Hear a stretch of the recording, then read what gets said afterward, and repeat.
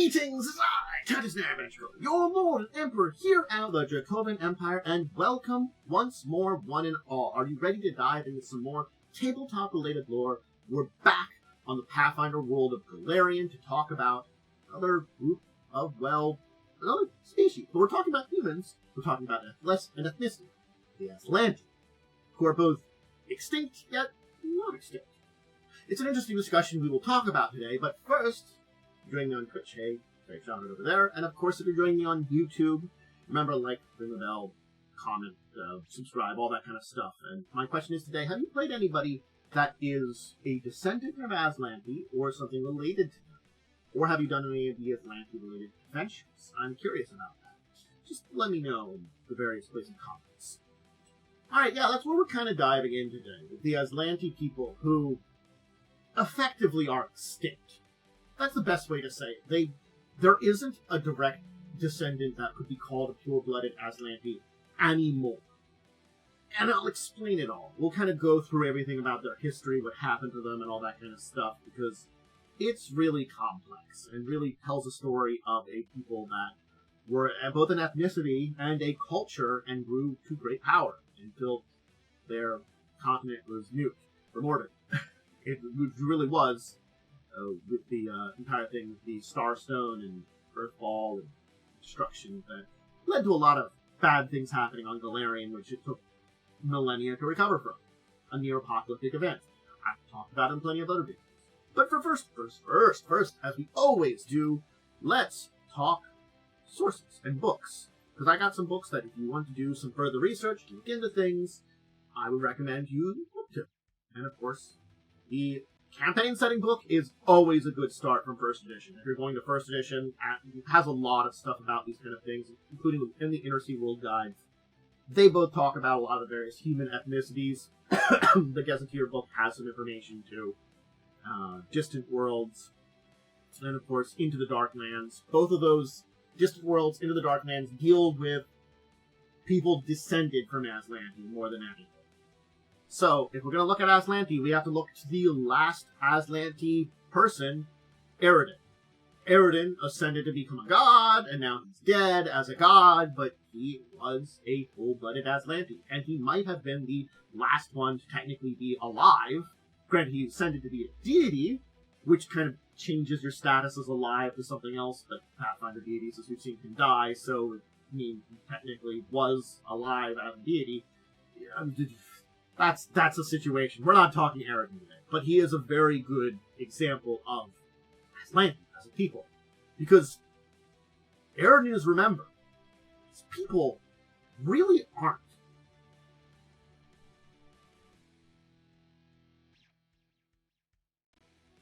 I had a little cough there. It's an unfortunate thing that, yes, there are ruins and archaeologists that look into Azlanti, but the Azlanti people, what they truly were, is gone. They were what would have truly been the progenitors of human civilization on Golarion, the Empire of Azlant. The fact is that all the other empires may have had connections to humans, but they also were less human. The Thessalonians, yes, they were descended from people that left Azlant, but they kind of went in directions that made them less and less human themselves. But they were connected to Azlant, and all the other major nations weren't human. So Eredin, yes, he was the last one. He basically dragged the Starstone out of the depths of the Inner Sea at the beginning of the Age of Enthronement, and became the patron deity of the human empires in the region, Haldor and Cheliax. So he did have a connection to relatively modern times. Eredin is pretty major, and he was Azlanti. Now, if you were to look at an ancient Azlanti, and according to all the contemporary accounts, they were regal, aloof people with noble features and haughty attitudes. They had dark hair, ranging from dark red to browns and blacks, and their skin tones ranged from olive to pale white. They were known for having prominent brows and high hairlines, which was especially true for men, who their hair would often recede in a widow's peak. One of their most well-known physical attributes were purple eye color. This trait still appears in other people from time to time, which shows that there's a Azlanti heritage, because purple eye color is traced to Azlanti. The Azlanti were the first major human civilization, and so certainly the people that were the ethnicity of it are linked to Azlanti. The Azlanti people gained their name, of course, from Azlan. It's kind of obvious. And their continent was named for that too. The continent of Azlan, which doesn't exist anymore. It was a continent in the middle of Arcadian Ocean. Guess what? Again, big destructive thing happened from the atmosphere. Guess where it fell? On Azlan, the continent. The thing is, the reason why they were destroyed, and why we lost the civilization here, was the Agolthus. A.k.a. the Agolthu Masters, a.k.a. if we're looking back to older editions and connections to the Aboleths. They're just Agolthu now. You know, I don't know if they're going to call it Aboleths in the Monster Court. I haven't seen it. Still have to as time of this recording. But they interfered with the Agolthu. This aquatic race, ancient, they're fond of genetic manipulation. They basically wanted to rule the world in a way. They took the early cave-dwelling nomadic humans of Azlanti and basically set them on path to become complex, centralized, agrarian civilization. They influenced the Azlanti people, the early Azlanti people. But the Azlanti culture flourished and basically saw themselves as superior to the former masters they had, the Agolthu Masters. And that's this disloyalty, this turning against them, when the Agolthu feel like, we set you on the course to create your civilization, well, they drew down the meteorite that caused Earthfall to destroy this. Basically, this is, you guys, your civilizations are intellectual property. We're going to nuke this planet from orbit and have only things in the ocean survive. And we'll just let things come back. They wanted to cause an apocalypse that wouldn't have been quite the end of the world, but would have probably been a mass extinction, much more than it was. There was a lot of problems that happened because of Earthfall, but it would have been basically, they were going to wipe the dinosaurs out with Azlanti and just use the fact that they live in the ocean to survive, and had magic power and ways to do so. Now, Earthfall did succeed to a degree. It destroyed Azlant continent, Azlant the Empire, and most Azlanti were dead. Their continent sunk to the bottom of the ocean. Some survivors went to the coasts of the Inner Sea region, eventually founding the nation of Haldor, where they would intermix with the local there and become a new ethnicity. And the true history, the true depths of what the Azlanti were and their culture, it maybe just be lost to time in the fact that their cultural center was nuked into unexistence, and that most of it's either just destroyed or at the bottom of the Arcadian Ocean. But they have a huge cultural influence that has existed in a lot of the current civilizations in the Inner Sea region. Those survivors that form places like Haldor spread some level of civilization to those places. They might not have had the same developed culture that was the Azlant Empire, but they could bring a little bit of that back. Even if it took time. So, the Azlanti, as a people, didn't stick to Golarion. This is an important note, because they looked to the stars. Certainly, some of them ended up far away, aka look to things in Starfinder that there's a, entire group of people in another galaxy that are, galaxy, a different part of the galaxy. It's hard to understand in Starfinder a little bit. I haven't really looked into the Empire and Starfinder as much as its own. I've only looked into species, but they're out there, they've conquered a bunch, they exist, they're descended from the Azlanti people. Probably something a little different now, but yes, there's them. Can't forget them. I have to mention them. We don't talk about them here when we talk about Pathfinder, because we're thousands and thousands and thousands of years off from that being a thing to deal with, but keeping that in mind, these technically are connected moons. But they also did things like created the moon scar on Golarion's moon about 12,000 years ago. It was a magical terraforming experiment that ripped a tear in the plains and allowed demons to infest the moon. So Golarian's moon's got demons on it. They also appeared on Akaton through a portal to Ari. They subjugated the free peoples of the High Plateau, and so if you were to visit the people of Ari, they speak an accented form of Azlanti, and do consider their city part of the Azlanti Empire. So that's the thing to keep in mind. And certainly some of those people there may have Azlanti blood in them, hard to say, the connections, the interbreeding, all that occur. Those are some of the echoes of Azlanti. But before we talk about some more physical echoes that are on Golarion, there are some.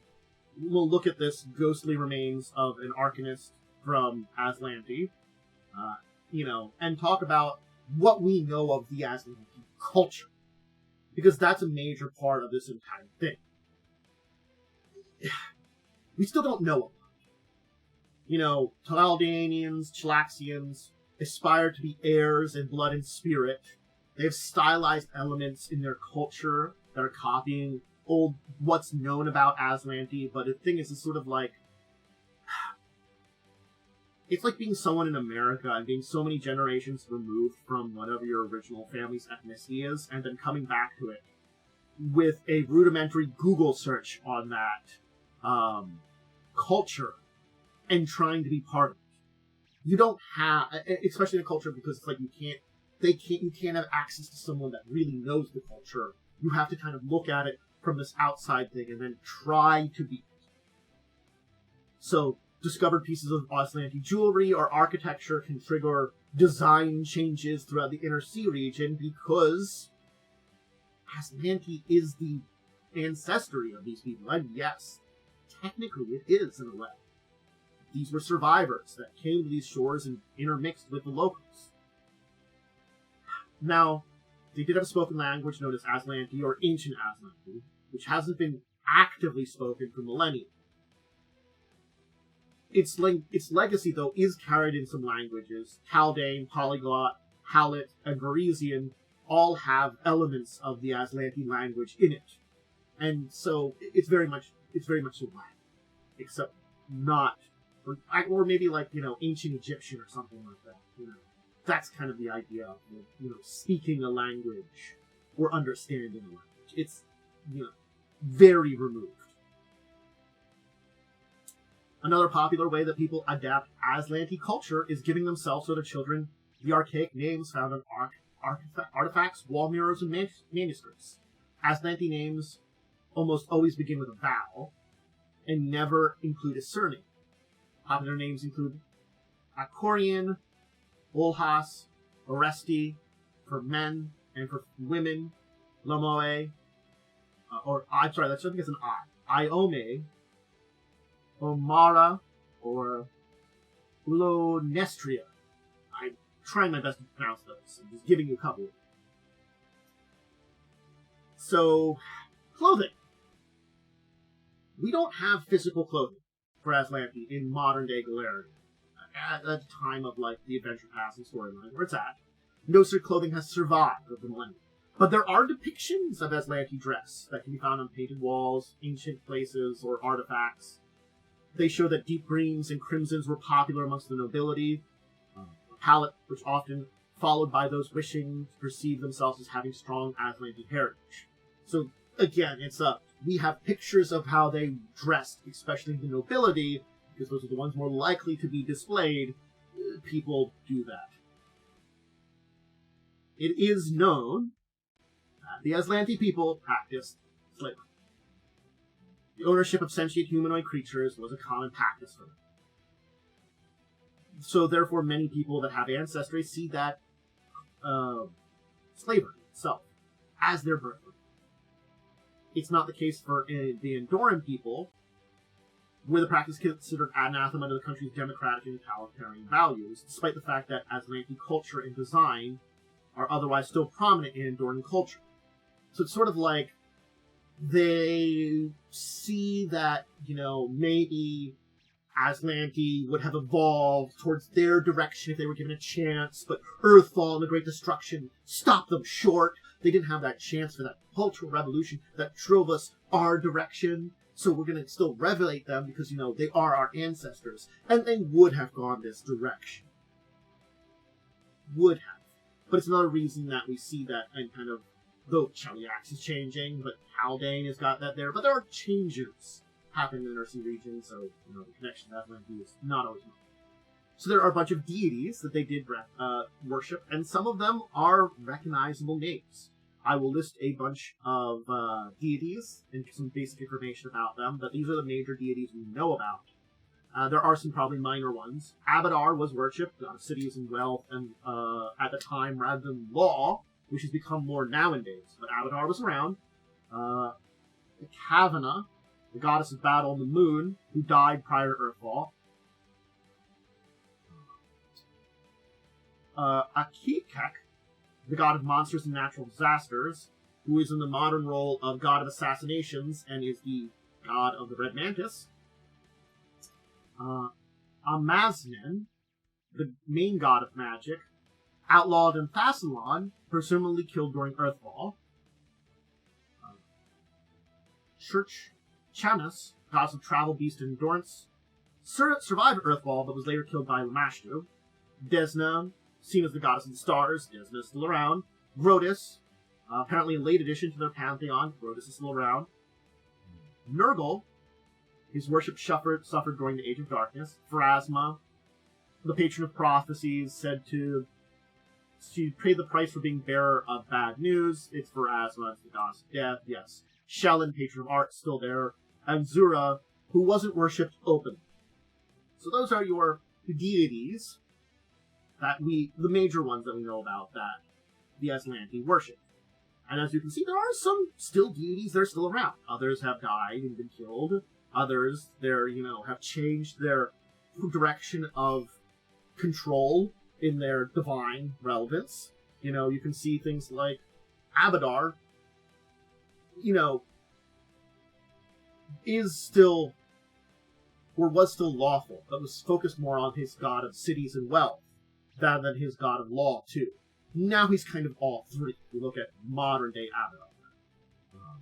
He's all three. Still cities, still wealth, but also law.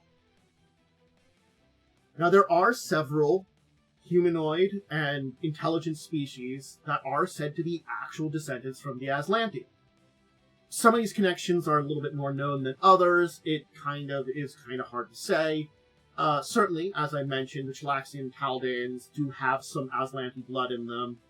They do have some Widow's Peaks, Violet Eyes, and if you have those, basically Azlanti traits, or traits that were seen as Azlanti, your stock goes up in the attractive category if you're in Cheliax or Taldan.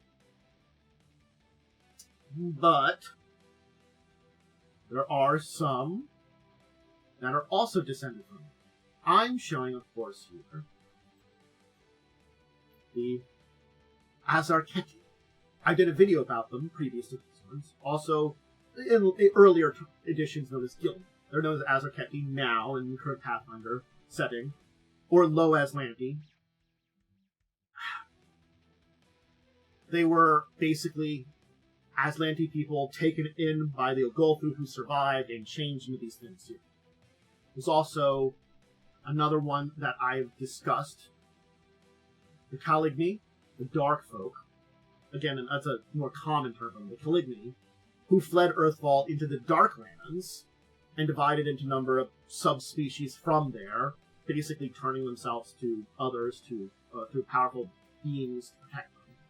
So those are two main sources. There's also mongrel men, kind of patchwork humanoids in the tunnels of Narva, who are said to be one of the groups that fled into the Darklands, that basically found a way to basically breed with any creature and use that to survive, unlike those that would become the Caligni.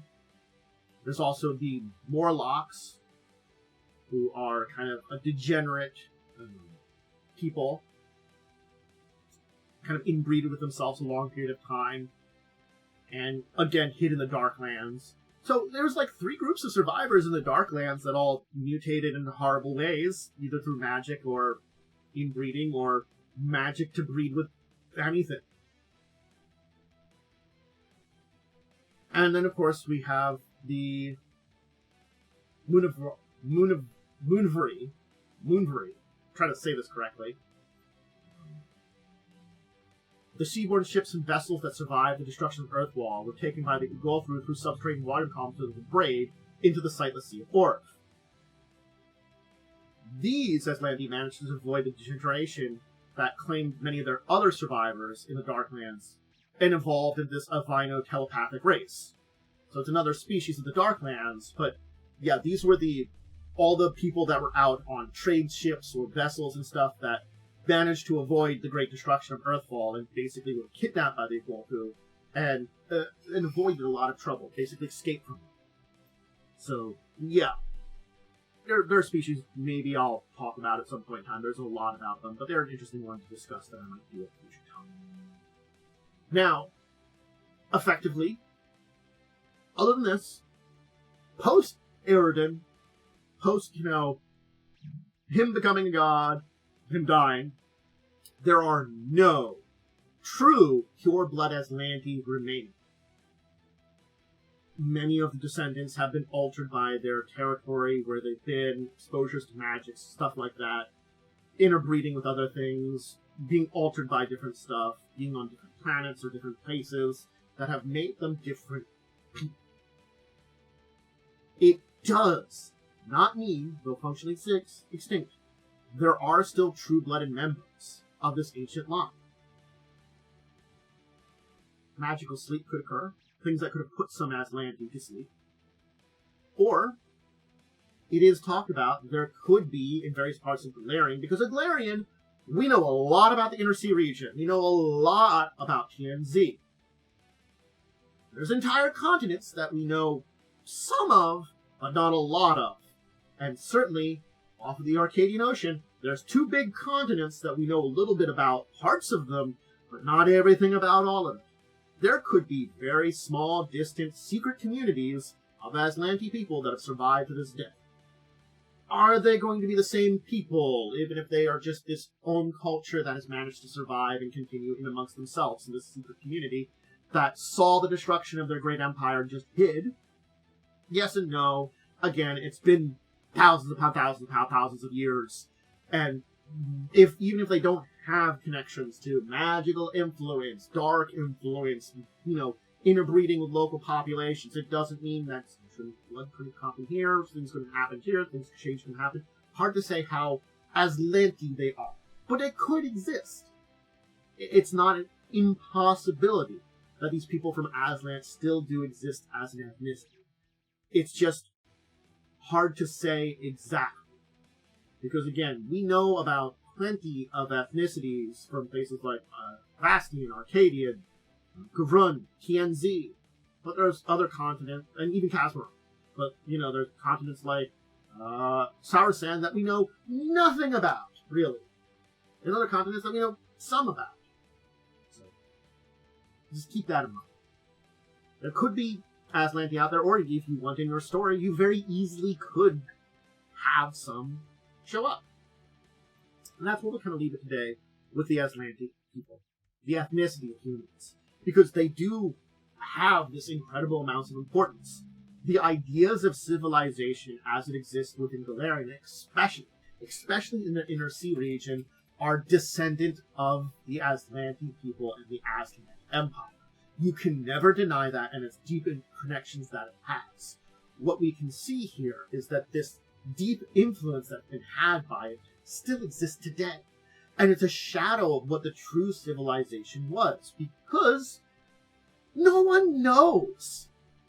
You got artifacts. It's we who are looking to ancient Egyptian artifacts and hoping to learn from it, except rather than having these tombs and places we can dig up, we have to worry about digging around in a shattered continent and the stuff that's at the goddamn bottom of the sea that might be protected by all manners of horrible creatures, especially a Golarion who don't want the secrets of Azlant coming back to the surface. So the Azlanti people and their culture is really hard to find.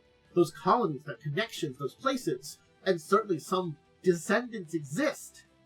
It's just not the same. It's not like the Thessalonians who were on, one of the main continents. certainly speaking, being on Vastia, yeah, Thessalonian stuff can be, can be studied very easily, constantly. We know so much more about it. Certainly, the Thessalonians were descended, in a way, from Azlanti people, but they made their own culture, so it's something completely different. Whether or not, there will be stories about pockets of ancient Azlanti people, ones appearing. Hey, there's a ghost that appears that could tell you some stuff about them, maybe. There's so much stuff that can be done with it. It's the stories of myth and legends, and certainly we have a lot of myths and legends like that in our world, so you can see where it kind of comes from, but this is a world where their version of Atlantis really did exist and got nuked from orbit. And everybody felt the ramifications of it. So, yeah, it's an interesting mark. The Azlanti people in Azlanti. We'll leave it there, though. I hope you enjoyed diving into the Azlanti humans today, because, I find them very fascinating, and I'll have to probably do a specific video in the future about Azlanti. Not the continent, the empire. I have thought about doing videos on ancient empires, so I'll have to do them at some point. But for now, remember, check out all my other tabletop stuff, which starts on Twitch, goes up on YouTube eventually. If you're looking to join me live, it's Tuesdays, Thursdays, and Fridays, with Saturday as a backup day if I miss any of those days, usually in the early to mid-afternoon. And then, of course, I will have Crimson Queen, my live play Pathfinder 1st Edition, set in Corvosa and Varisia. We'll be doing the Crimson Throne Adventure Path adapted a little bit in my own way. That's 9 p.m. on Wednesday evenings. And then, of course, discussing tabletop on Saturdays at 6 p.m. We talk about news of the week. We also talk about deeper discussion topics in the Pathfinder, in the tabletop world. Really, even if you don't want to check out the news, I highly recommend you join us for the deeper discussion topics. They're always wonderful. We get into some interesting topic discussions on different things that can help you be better players, game masters, or deal with various issues that you might have at your gaming tables. And I do some other stuff over on Twitch for gaming and stuff, if you want to check that out. And all the tabletop stuff ends up on YouTube. I also have social media, Discord, Twitter.com, link below. Okay, everybody, have a great one. We're going to do more Pathfinder, tabletop-related videos in the future, and we'll visit more human ethnicities, more species, more places, maybe some of those ancient empires, all in the future. But until we do that, I'm going to bid all of you out there a deep and wonderful farewell.